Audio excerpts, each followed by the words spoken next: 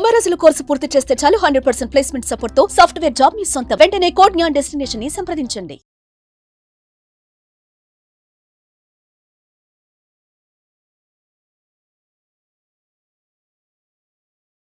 నమస్తే రవీంద్రనాథ్ గారు. నమస్తే అండి జవేరి గారు. Unnatural sex with wife, sexual assault ఇది ఎంతవరకు నేరం కింద చూడొచ్చు? ఎందుకంటే రీసెంట్‌గా ఛత్తీస్‌గఢ్ కోర్టు జడ్జ్‌మెంట్ ఇచ్చింది.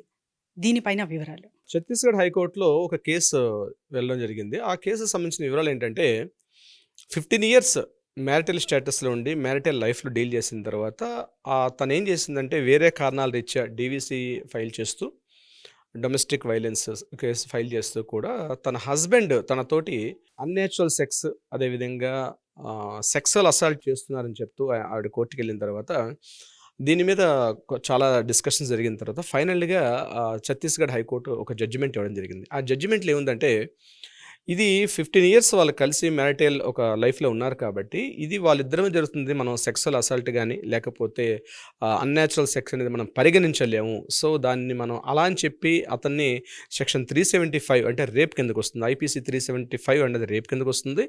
377 అన్నది ఏంటంటే ఇప్పుడు నేను చెప్పినటువంటిది బలవంతంగా చేసినటువంటిది ఆ వైఫ్తో చేసినటువంటిది కూడా దీని కిందకు వస్తుంది అనమాట. దీని ఈ రెండింటిని సంబంధించి అది మనం అట్లా పరిగణించలేము అని చెప్తూ ఛత్తీస్గఢ్ కోర్టు ఆ కేసుని కొట్టేయడం కూడా జరిగిందనమాట. అంటే ఇక్కడ మనకి చట్టాలు ఏం చెప్తున్నాయంటే మహిళల యొక్క రక్షణ చట్టాలు ప్రధానంగా 2 రకాలు ఉంటాయి. ఒకటి ఏంటంటే డొమెస్టిక్ వైలెన్స్ చట్టం, ఇది 2005కి సంబంధించినటువంటి సవరణ చేసినటువంటి అమెండ్మెంట్ అయినటువంటి యాక్ట్. ఇది కాకుండా హిందూ మ్యారేజ్ యాక్ట్ ఏదైతే 1956 యాక్ట్ ఉందో 1955 ఆ 55 యాక్ట్ కూడా మనకి ఇదే చెప్తుంది అనమాట. సో దీనికి సంబంధించి భార్యాభర్తల మధ్య ఉన్నటువంటి ఏదైతే ఒక మ్యారిటల్ స్టేటస్లో ఉంటూ భార్య మీద భర్త చేస్తున్నటువంటి దాన్ని మనం పరిగణించలేమని చెప్తుంది మనకి డీవీసీలో స్పష్టంగా చెప్తుంది అనమాట. అంటే అది మానసిక స్థాయిలో ఉంటుంది తప్పించి శారీరకంగా ఉన్నది కాదు అని చెప్పి డీవీసీలో మనం ఫైల్ చేయలేం. ఒకవేళ శారీరకంగా నా భర్త తన మీద చేశాడు అంటే ఖచ్చితంగా ప్రూఫ్స్ సబ్మిట్ చేయాల్సి వస్తుంది. సో 99% ఆఫ్ కేసుల్లో ప్రూఫ్ సబ్మిట్ చేయడం చాలా కష్టం. అది మళ్ళీ ప్రూఫ్ సబ్మిట్ చేస్తే అంటే కెమెరాస్ కానీ ఇట్లాంటి పెడితే మళ్ళీ కెమెరాలు ఎందుకు పెట్టామనే విషయం మీద కూడా మన రకరకాల కేసులు వస్తాయి. కాబట్టి డొమెస్టిక్ వైలెన్స్లో ఇది యాక్చువల్గా తప్పుగా మనకి పరిగణించారు అనమాట యాక్చువల్గా. సో దీన్ని యాక్చువల్గా తీసుకునే అవకాశం లేదు. కానీ కేరళ హైకోర్టులో మాత్రం అక్కడ డొమెస్టిక్ వైలెన్స్ ఆ రాష్ట్ర చట్టాల్లో మాత్రం కేరళ హైకోర్టులో మాత్రం ఇది డొమెస్టిక్ వైలెన్స్ కిందకు వస్తుంది. ఇది కూడా చూపించాల్సిన అవసరం వస్తుంది. అంటే ఒక భర్త తన భార్యకి ఇష్టం లేకుండా ఆమెతో చేసినటువంటి లైంగికపరమైనటువంటి చర్యలు ఏమున్నా సరే లేదా ఆమెను ఆ రకంగా ఫోర్స్ చేసినా సరే, ఆమెకి ఇష్టం లేకుండా ఫోర్స్ చేసినా, అదేవిధంగా ఆమెకి ఇష్టం లేకుండా అన్యాచురల్గా ఆమెతో రకరకాలుగా పార్టిసిపేట్ చేయమని ఫోర్స్ చేసినప్పుడు కూడా అది రేప్ కింద పరిగణించలేము. అంటే సెక్షన్ ఐపీసీ 375 కింద దాన్ని మనం యాక్సెప్టెన్స్ ఇవ్వలేమని చెప్తూ కోర్టు అనేక సందర్భాల్లో కేసుల్లో కూడా చేయడం జరిగింది. దీనికి సంబంధించి ఢిల్లీ హైకోర్టు ఒక వెడిక్ట్ ఇచ్చినప్పుడు కూడా దాంట్లో చెప్పడం జరిగింది ఏంటంటే నేచురల్గా మనం చెప్పలేము భార్యాభర్తల విషయంలో, అది వాళ్ళిద్దరి మధ్య అండర్స్టాండింగ్. అంటే భార్యాభర్తలు అనేది ఒక వైవాహిక జీవితం ఉన్నారు కాబట్టి అట్లా మనం పరిగణించలేమని చెప్పారు. కానీ ఇది మరలా హిందూ వారసత్వం, ఇప్పుడు నేను చెప్పినట్టు హిందూ మ్యారేజ్ యాక్ట్లో మాత్రం భార్య అనుమతి లేకుండా భర్త చేసినటువంటి ఎటువంటిదైనా దాన్ని రేపుగా పరిగణించవచ్చు అని చెప్తూ మనకి హిందూ మ్యారేజ్ యాక్ట్లో ఉంటుంది. బట్ డొమెస్టిక్ వైలెన్స్ యాక్ట్లో మాత్రం అటువంటి క్లాజ్ అయితే మనకి ఎక్కడ మెన్షన్ చేయలేదన్నమాట. అది పరిగణించడం కాదు, పరిగణిస్తే దాన్ని ఖచ్చితంగా మానసికంగా అంటే మెంటల్ హెరాస్మెంట్, గృహహింసగా తీసాం, కొట్టడం, తిట్టడం, ఇట్లాంటి ఫిజికల్ హెరాస్మెంట్స్ ఉంటాయి. కానీ ఈ సెక్సువల్ అసాల్ట్ లేకపోతే అన్యాచురల్ ఈ రకంగా చేసేదాన్ని విషయాన్ని మనం తీసుకొని దానికి చాలా డెఫినేషన్స్ చాలా ఇవ్వడం జరిగింది. ఇకపోతే సుప్రీంకోర్టు సంబంధించి 2002లో కేసు ఇంకా ఆల్రెడీ పెండింగ్లో ఉంది. ఆ కేసు ఇంకా హీరింగ్స్ అవుతున్నాయి. ఇంకా అది కూడా ఇప్పటివరకు సుప్రీంకోర్టులో కూడా జడ్జిమెంట్ అయితే రాలేదు.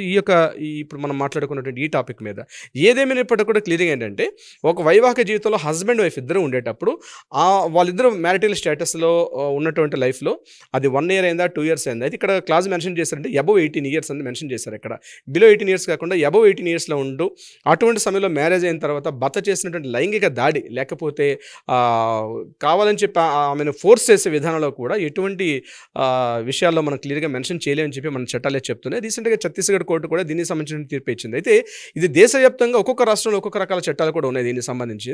బట్ సెంట్రల్ యాక్ట్ విషయానికి వచ్చినట్లయితే మన ఐపీసీ సిఆర్పీసీ సెక్షన్స్లో వచ్చేసరికి మాత్రం సెక్షన్ 375 ఏదైతే రేప్ అని చెప్తున్నామో అది అప్లికబుల్ కాదు, 377 కూడా అప్లికబుల్ కాదు అని చెప్తూ కూడా కొన్ని సందర్భాల్లో కేసులు కూడా జడ్జిమెంట్స్ ఇవ్వడం జరిగింది. జవేరి గారు, ఒక జడ్జ్మెంట్ వచ్చింది కోర్టు నుంచి అంటే చాలా వరకు అందరికీ అది చెందుతుంది అన్న భావంలో ఉంటారు. అసలు ఎలా తెలుసుకోవడం? అంటే ఇప్పుడు హైకోర్ట్స్ ఇచ్చేటువంటి జడ్జిమెంట్స్ ఏవైతే ఉంటాయో రేపు అంటే ఫ్యూచర్లో మన కోర్టులో వాడేటప్పుడు దీన్ని మనం అక్కడ ఆ సైటేషన్స్ మనం చూపిస్తాం సుప్రీంకోర్టు జడ్జిమెంట్స్కి వెళ్ళేసరికల్లా. సో చట్టాలు అనేవి వేరు, యాక్ట్స్ అన్నవి ఇక్కడ జడ్జిమెంట్స్ కాపీస్ వేరు. మనం రేపు ఆర్గ్యుమెంట్స్కి వెళ్ళేటప్పుడు ప్రత్యేకించి కేసుల్లో జడ్జిమెంట్ కాపీని మన సైటేషన్ చూపించి వెళ్తాం మనం.